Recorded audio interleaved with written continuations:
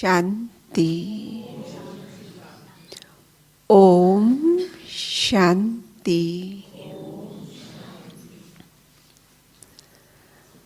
आज का स्वमान क्या है? मैं खुशनुमा आत्मा हूँ, सर्व को खुशी का अनुभव कराने वाली आत्मा हूँ। और आज बाबा ने मुरली में जो वरदान दिया वो किसको याद है? आज की मुरली में बाबा ने वरदान क्या दिया आज?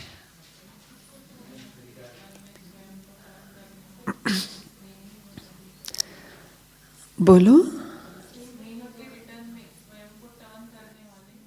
स्नेह के रिटर्न में स्वयं को टर्न करने वाले सच्चे स्नेही सो समान भव। जिसके विश्लेषण में बाबा ने कहा कि बच्चे कहते हैं हम बाबा के स्नेह का रिटर्न देना चाहते हैं, तो क्या दे रिटर्न में? तो क्या कहा बाबा ने?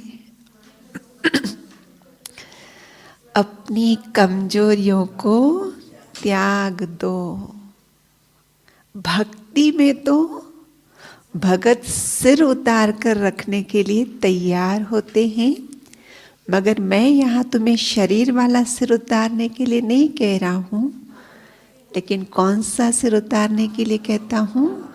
रावण वाला सिर, कमजोरियों वाला सिर छोड़ने के लिए कहता हूँ, त्यागने के लिए कहता हूँ।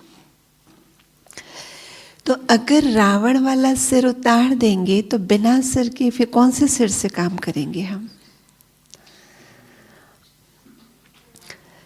तो मैं एक पहले कहानी शेयर करूंगी आपको। एक राजा था और उसका एक वजीर था, और वजीर इतना इंटेलिजेंट था कि राजा छोटे से छोटा निर्णय लेना हो या बड़े से बड़ा निर्णय लेना हो, राज्य में जब कोई समस्या परिस्थिति आती है तो कुछ निर्णय लेने पड़ते हैं। तो चाहे छोटे से छोटा निर्णय लेने की बात हो, चाहे बड़े से बड़ा निर्णय लेने की बात हो, राजा उस वजीर पर ही पूरा निर्भर था, क्योंकि उसके निर्णय पर राजा को पूरा पूरा विश्वास था, ट्रस्ट था। लेकिन ऐसा विश्वासु वजीर एक दिन मृत्यु को पा गया। अब राजा के लिए तो बहुत बड़ी हानि हो गई। अब किसको वजीर नियुक्त करूं मैं? तो उसका जहां तक साम्राज्य फैला हुआ था, उन्होंने ढिंडोरा पिटवा दिया कि हर कोई अपने अपने शहर से, अपने अपने राज्य से इंटेलिजेंट जिसको आप समझते हो, मेरे पास पेश करो। और उनको पेश किया गया। तो काफ़ी राज्य होते हैं, काफ़ी शहर होते हैं। उसने कहा अभी मैं एक प्रतियोगिता रखूँगा, और उस प्रतियोगिता के माध्यम से उनके, क्योंकि पहले सेमीफाइनल करना होता है फिर फाइनल है ना, सीधा ही फाइनल नहीं ना, छटनी करनी होती है ना भाई। पहले तो छटनी की कि आप जिनको अपने राज्य में इंटेलिजेंट समझते हो उनको भेजो। अब उसमें से सेमीफाइनल करना था। तो कुछ लोगों की बैठक बुलाकर, सभा बुलाकर उनको ही कहा कि आप इनमें से कोई प्रतियोगिता आयोजित करके और इनको सेमीफाइनल में क्रॉस करके देखो फाइनल में कितने पहुंचते हैं। तो उसमें से 3 लोग फाइनल में पहुंचे। अब ये राजा के पास आए, क्योंकि अब फाइनल राजा को स्वयं करना है। तो राजा ने कहा कि देखो, मुझे 3 में से अभी डिसाइड करना है, सिर्फ एक को चुनना है कि कौन मेरा वजीर बनने वाला है। और उसके लिए कंडीशन ये है कि आज मैं तीनों को एक कारागृह में बंद करने वाला हूं। सूर्यास्त के समय तीनों को मैं कारागृह में डालूंगा और फिर आपने क्या करना है, सूर्योदय से पहले पहले कारागृह ताला लगा होगा, उसको जिस कारागृह में तुम्हें डालूंगा उसको ताला लगा हुआ होगा। और आप में से आपने क्या करना है, सुबह सूर्योदय से पहले उस कारागृह से बाहर निकल के आना है। कैसे निकल कर आओगे उस ताले को तोड़कर, वो आपकी परीक्षा है। क्योंकि निर्णय की बात है ना, वजीर जीवन में आई हुई समस्याओं का निर्णय देने के लिए चाहिए। तो एक समस्या सामने खड़ी की अभी उनके सामने कि देखो इस समस्या में ये समाधान कौन लेकर आने में समर्थ है। तो हुआ क्या, पहले तो तीनों जब उनके पास आए तो उन्होंने कहा कि आप समझते हो कि आप मेरे वजीर बनने योग्य हैं। तो कहा हाँ। तो क्या बेस है आपके पास कि जिस आधार से आप कहते हो कि हाँ मेरे में आपके वजीर बनने की क्षमता है। तो एक व्यक्ति जो था उसमें से वो एक पंडित था। पंडित माना जो पोथियां पढ़ता है, जो शास्त्र पढ़ता है। तो जो पोथियां, जो शास्त्र वो पढ़ता था, वो सारा बोरे में भर के लेके आया था कि कहा जब जब कोई समस्या होगी उन समस्या का समाधान इनमें से मैं खोज लूंगा और इस आधार से मैं कहता हूं कि मैं आपका वजीर बनने योग्य हूं। दूसरे से कहा कि तुम किस आधार से कहते हो कि तुम मेरे वजीर बनने लायक हो, कौन सी ऐसी आपके पास विशेषता है, योग्यता है, क्षमता है। तो दूसरा विचारक व्यक्ति था। तो उसने कहा मैंने दुनिया के विचारकों की खूब सारी पुस्तकें पढ़ी हुई हैं जो सॉफ्ट कॉपी के रूप में मेरे अंदर है। पंडित तो हार्ड कॉपी लेके आ गया, विचारक कहता है सॉफ्ट कॉपी के रूप में मेरे अंदर में, मेरी मेमोरी में फिट है। जब भी कोई समस्या आएगी मैं अपनी सॉफ्ट कॉपी को टटोलूंगा और कहीं ना कहीं से वो समाधान देने में मैं सफल होऊंगा। फिर तीसरे को पूछा कि तुम्हारे पास क्या है। इन्होंने तो बताया हार्ड कॉपी है इनके पास। दूसरे ने कहा मेरे पास सॉफ्ट कॉपी है। तुम्हारे पास तो कुछ भी नहीं दिख रहा है मुझे। तुम कौन सी योग्यता रखते हो? मैं तो तुम्हारे चेहरे पे सिर्फ और सिर्फ एक मीठी सी मुस्कान देख रहा हूं, इसके अलावा मुझे और कुछ नहीं दिखाई दे रहा। तीसरे ने कहा ये मेरी मीठी मुस्कान ही मेरी योग्यता है समस्या का समाधान ढूंढने की, कि चाहे जीवन में कैसी भी बातें आ जाए मेरे चेहरे से मीठी मुस्कान कभी नहीं जाएगी। और यही मेरी मीठी मुस्कान मुझे समस्या का हल देने में मदद करती आई है, सो करेगी, ये मेरा आधार है। तो कहा ठीक है, अब मैं शाम को सूर्यास्त होगा, तुम तीनों को कारागृह में डालूंगा। लॉक किया होगा कारागृह, आपको सूर्योदय से पहले उसमें से निकलना है। अब अपनी आपको यूज करना है आपकी क्षमताओं को, योग्यताओं को, कि कैसे जो ताले से बंद है कारागृह का दरवाजा उसको कैसे आप खोलेंगे और कैसे आप बाहर आएंगे। और साथ साथ कह दिया कि ये ताला जो है विशेष प्रकार की डिजाइन का है और उसमें एक विशेष प्रकार की कोडिंग भरी हुई है कि जिस कोडिंग से वो खुल सकता है। उसको क्रैक करेंगे, उस कोड को क्रैक करेंगे तो ही वो खुलेगा। ठीक है, तीनों कारागृह में चले गए। पहले वाले ने अपनी हार्ड कॉपी की योग्यता दिखाई थी पूरे, तो लोगों में भी बातें चली कि ये जो समस्या, ये जो बात राजा ने रखी है, अब ये कैसे क्रॉस करेंगे, कैसे निकल कर आएंगे। तो कुछ लोगों ने कहा वो पंडित के पास इतना पोथी शास्त्र है, वो पढ़ लेगा और उसमें से कहीं तो भी, क्योंकि दुनिया के अंदर मान्यता ये है ना कि दुनिया में कोई ऐसी समस्या नहीं है, कोई ऐसा ताला नहीं जिसकी चाबी नहीं होती है। अगर ताला है तो चाबी होती है, और वो शास्त्रों में हर चीज का समाधान है। शास्त्रों में दुनिया की कोई ऐसी चीज नहीं है जिसका समाधान नहीं है। तो फिर दूसरों ने कहा लेकिन 12 घंटे में पूरे शास्त्र पलटा लेगा क्या वो? सूर्योदय से सूर्यास्त कितना टाइम होता है? तो कहा ठीक है, अगर वो नहीं कर पाया 12 घंटे में, लेकिन सॉफ्ट कॉपी वाला तो कर लेगा। उसके पास तो दिमाग में भरा पड़ा है ना, तो दिमाग में तो जंप लगाते हैं ना, जैसे कंप्यूटर में क्या करते हैं, कोड डाल देते, कोई भी एक मुझे कुछ चाहिए वो वर्ड डाल दो, उसी से रिलेटेड डॉक्यूमेंट्स खोलता है, बाकी वाले नहीं खोलेगा। लेकिन इसको तो क्या करना पड़ेगा, पूरे पन्ने पलटाने पड़ेंगे, या फिर उस जो विषय सूची है उसको देखे भी, आखिर पन्ने पलटाने में टाइम कितना लगेगा उसको। लेकिन सॉफ्ट कॉपी वाले को इतना नहीं लगता है ना, कंप्यूटर में डाल दिया है, फटाक से कितने सारे उससे रिलेटेड चीजें सामने आती है, ये शायद कर लेगा।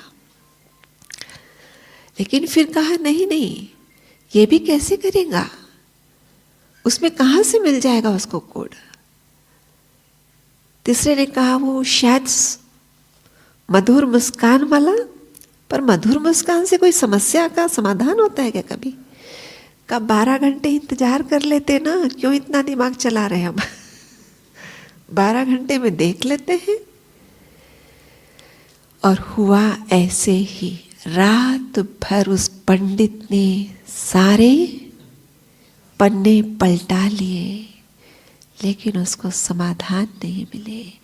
आखिर रात भर जो पन्ने पलटाता रहेगा, एक एक पढ़ता रहेगा, उसका सुबह तक फेस कैसा हो जाएगा? रात भर जो सोने का समय है उसका भी त्याग करके आखिर सुबह होते होते क्या होगी? थकान से घिरेगा या नहीं घिरेगा? दूसरा जो दिमाग चलाएगा उसका भी क्या हाल होगा? एक लिमिट होती है ना, सोने का समय है वो, तो ऐसे थोड़ी कि उनको कहा गया आप दिन में रेस्ट कर लो पहले वो भी नहीं था। तो दोनों ने तो अपने तरीके से, उसने हार्ड कॉपी में चेक किया, उसने अपने सॉफ्ट कॉपी में चेक किया, मतलब दिमाग में चेक किया, लेकिन थक गए, पर अभी तक समाधान नहीं मिला। और जब व्यक्ति थक जाता है तो थोड़ी देर के लिए बैठ जाता है, और जब बैठ जाते हैं तो झपकी भी थोड़ी आ जाती है। और उतने में ही ये तीसरा व्यक्ति, ये तो रात को ही, ये जो परेशानी में लगे हुए थे, ये तो 10-15 मिनट में क्या किया, अंदर कारागृह में चक्कर भी लगाया, और जिस गेट के ताले को क्रैक करके बाहर आना है उस तरफ जाके पहले झांक के बाहर हाथ लगा के देख के आया, फिर चक्कर लगाया, फिर एक बार और गया, और ऐसा अंदर आके आराम से खर्राटे मार के सोने लगा और सुबह नेचुरल है, मधुर मुस्कान है, कोई टेंशन नहीं है, कोई चिंता नहीं है, आराम पे नींद, समय पर नींद पूरी हो गई और समय पर नींद खुल भी गई, सूर्योदय होने से पहले पहले। तो इनको झपकी भले लगी है पर गहरी नींद तो नहीं होती, क्योंकि कंसर्न तो है ना उनको। तो ये बंदा जिसने अच्छी नींद कर ली है और रात को पहले उसने सब देख लिया था, 10-15 मिनट में वो भाप गया था समस्या को, और उसने सुबह उठ के सूर्यास्त से पहले हाथ दरवाजे से बाहर किया, ताला खोला, बाहर आ गया। तो बाहर तो राजा मिल गया उसको, क्योंकि डेफिनेटली है, राजा इतना बड़े पद की नियुक्ति करने जा रहा है और उनको जिस प्रतियोगिता में रखा है, जो परीक्षा उनसे पास करवा रहा है, वो भी तो कुछ उनके ऊपर निगरानी रखेगा या नहीं, उसको मॉनिटर करेगा या नहीं। तो मॉनिटरिंग कर रहा था कि कर क्या रहे रात भर। सुबह जैसे ही वो बाहर आया, मधुर मुस्कान वाला, बिना चिंता टेंशन वाला, राजा ने उसको गले लगाया और कहा, अब से तुम मेरे राज्य के वजीर हो। अभी वो जो सो गए थे, झपकी थी ना, अभी पूरी गहरी नींद तो नहीं थी ना, कंसन तो रहता है, तो इनको आवाज सुनाई दी तो फिर अलर्ट हो गए। और अलर्ट हो गए तो देखा तो राजा इसको गले लगा रहा और कह रहा है, तुम मेरे वजीर हो। तो इनके मन में प्रश्न आता है, ऐसे कैसे वजीर आपने घोषित कर लिया, अभी हम दो ऐसे ही बैठे हैं। तो राजा कहता है, शर्त तो यही थी ना, जो सूर्योदय से पहले निकल कर आएगा, ताले को क्रॉस करके, दरवाजे को खोल के, वो मेरा वजीर बन जाएगा। तो तुम तो अंदर ही हो और ये तो निकल के आ गया। तो उनको बात तो स्वीकार हो गई, लेकिन कहा कि आखिर इसने ये ताला खोला कैसे। हमने अपनी हार्ड कॉपी में, सॉफ्ट कॉपी में चेक कर लिया, रात भर ढूंढ ढूंढ के हम परेशान हो गए, और ये तो मजे से खर्राटे की नींद सो रहा था, इसने खोला कैसे। उससे पूछा कि तुमने खोला कैसे। कहा, आपने मुझे नोटिस किया होगा रात को ही कि मैं दरवाजे तक गया था, दरवाजे से बाहर हाथ भी डाला था और फिर बाहर आ गया था। तो बोले, जब मैं पहली बार गया तो मैंने हाथ डाल के क्या नोटिस किया, इस ताले में कोड डालने जैसी कोई व्यवस्था ही नहीं है। अगर कोड वाला है तो कोड डालने की व्यवस्था भी तो होनी चाहिए ना। जैसे आप देखो, जो नंबर वाला होता है तो नंबर घूमेंगे, वैसी व्यवस्था है ना उसमें। उसने बोला उसमें कोड वाली व्यवस्था ही नहीं थी, तो कोड के बारे में सोचने की तो बात ही दूर है। फिर बोला, मैं दूसरी बार फिर से चक्कर लगाया, और जब बहुत पैनी नज़र से देखा, बहुत शार्पली देखा, बहुत फोकस्ड होके देखा कि ताला तो वास्तव में बंद नहीं, लेकिन ऐसी कंडीशन में रखा है कि दिखाई पड़े बंद है। हम भी हमारे बाथरूम का ऐसे लगाते हैं क्यों, क्योंकि हमारा जो रूम है ना ऐसी जगह पर है, पीछे वाले सीढ़ियों से ऊपर चढ़ के आते हैं पार्टी वाले जो भी आते हैं, क्योंकि ढूंढते रहते हैं ना पास में बाथरूम किधर है, तो कोई इशारा कर देता है इधर है, तो सारा हमारा बाथरूम गंदा करके चले जाते हैं। तो हमको भी क्या करना पड़ता है, वैसा वाला लगाना पड़ता है कि बंद नहीं करते हैं, क्योंकि फिर रोज कौन खोले, रोज कौन बंद करे, क्योंकि सुबह जो स्वीपर आएगा फिर खोलो फिर बंद करो। लेकिन ऐसा लटका के रखते हैं कि दूर से किसी को आभास हो बंद हो, पर है नहीं बंद। तो उस तीसरे ने यही कहा कि मैंने रात को ही, क्योंकि समस्या तो ताला था ना हमारा, तो समस्या को पहले, समाधान ढूंढने से पहले समस्या को देखना होता है। बीमारी का इलाज करने से पहले बीमारी का कारण किधर है उसको पकड़ना होता है। तो मैंने समस्या को पहले देख लिया और देखा समाधान तो यूं है, और इस तरीके से मैं निकल आया। तो कहा, आपको ये अक्ल कैसे आई। कहा, मैंने आपको पहले ही कहा, जीवन में चाहे कैसी भी परिस्थिति आए, लेकिन मुझे सदा मुस्कुराना है। और मुस्कुराना है अर्थात कब मुस्कुरा सकते हैं आप, जब आप भीतर से शांत होंगे। कब आप शांत होंगे, जब आप अपने सत्य स्वरूप में टिकेंगे। वो व्यक्ति कोई और नहीं था। कौन था? जो आत्म स्वरूप का ज्ञान रखता था, जो परमात्मा का ज्ञान रखता था, जिसे ये पता था कि अपने सत्य स्वरूप पे जब हम टिक जाते हैं तो हमारी वो फ्रीक्वेंसी तैयार हो जाती है जो भगवान की फ्रीक्वेंसी होती है। और जब हम उस फ्रीक्वेंसी पे आ जाते हैं और भगवान की फ्रीक्वेंसी सेम होती है, ऐसे में जब हम उसको याद करते हैं, हम उससे कनेक्ट हो जाते हैं और उसके सामने अपनी बात रखते हैं और वो हमें बता देता है। उसने हमें दिव्य बुद्धि दी है। तो हमने देख लिया है कि हमें रावण वाली बुद्धि द्वापर से हमने यूज की, मायावी बुद्धि यूज की हमने, और हमारा हाल हम देख लिया ना। लेकिन अब यह हमें क्या करना है? दिव्य बुद्धि को यूज करना है, इंट्यूशन को यूज करना है, और उसके लिए कुछ पल अपने आप को शांत कर लेना होता है, जिसके लिए ही पहले ही दिन आपको कहा गया था, भट्ठी का अगर पूरा लाभ लेना है, अंतर्मुखी हो जाओ।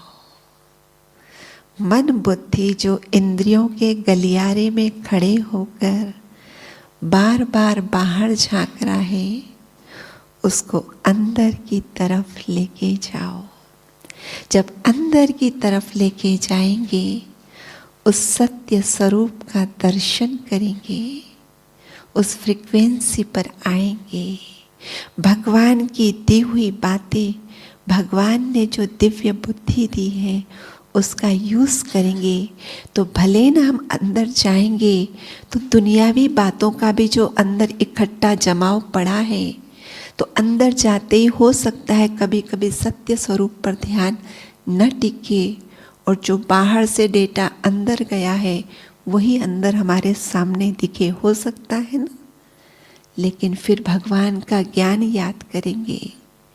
मायावी बुद्धि कहती है उसने मेरे साथ गुस्सा किया है तो मुझे तो उसके प्रति घृणा आएगी, उसने मेरा बिगाड़ा है। लेकिन दिव्य बुद्धि क्या कहती है? दिव्य बुद्धि कहती है, नहीं, मेरा जो सत्य स्वरूप है, मेरे जो ओरिजिनल संस्कार है, वर्तमान में मुझे उसे यूज करना है। ये जो मेरे संस्कार बन गए थे कि किसी ने मेरा बुरा किया है तो मुझे उसके साथ गुस्सा करना है, उसके साथ घृणा करना है, ये मायावी बुद्धि थी। अब मायावी बुद्धि ने तो मेरा ये हाल कर दिया है। अब तो बाबा ने मुझे दिव्य बुद्धि दी। किस लिए दी दिव्य बुद्धि? यूज करने के लिए दी है ना। तो अंदर में जाने के बाद हो सकता है कि सत्य स्वरूप पर मेरा मन न टिके, मेरे जीवन में होने वाली बातें मुझे बार बार याद आए। मेरे घर में ऐसी बात है, फलाने ने मेरे साथ ऐसा किया है, फलाना। लेकिन उस समय दिव्य बुद्धि जो बाबा ने दिए, जो ज्ञान सुन रहे, जो हम कह रहे थे ना, रोज ज्ञान सुनेंगे थोड़ा थोड़ा, लेकिन फिर उसका एकांत में बैठकर यूज करना है। और उसको यूज करते करते ये जो अन्य बातें आ रही थी सत्य स्वरूप के ऊपर, जैसे कि बादलों के रूप में, उस बादलों को हम हटा सकते और सत्य स्वरूप में ध्यान टिका सकते हैं। तो जो बाबा ने कहा, जो भट्ठी का हमारा थीम है, संपन्नता की ओर बढ़ना है, संपन्न बनना है, संपूर्ण बनना है, बाप समान बनना है। ये संभव तभी है जब हम अंतर्मुखी हो जाएं, हंस बुद्धि शीर नीर विवेक को अपनाना शुरू करें और उसके आधार से जो अंदर में कचरा है उसको साइड करें। आज दिन तक हम उसको अच्छा समझते आए थे, लेकिन दिव्य बुद्धि कह रही है कचरा है। यही तो करना है ना, शीर और नीर को अलग। हंस की विशेषता पिछले संडे बहुत डिटेल में बाबा ने सुनाई। तो आज तक हम परिस्थितियों को रावण वाली बुद्धि के अनुसार देखते थे और सलूशन ढूंढते थे। वही किया ना, शास्त्रों में जो भरा है उसके आधार से देख रहे थे। जो सॉफ्ट कॉपी भरी है विचारकों की, लेकिन काम नहीं आई, समस्या को देखा नहीं ठीक से, बस उसकी होड़ में लगे। तो हम भी समस्या को देखें, दिव्य बुद्धि को यूज करें, सत्य स्वरूप में टिक जाए। जब भी कोई बात आए तो यहाँ पे हम फिनिश करते हैं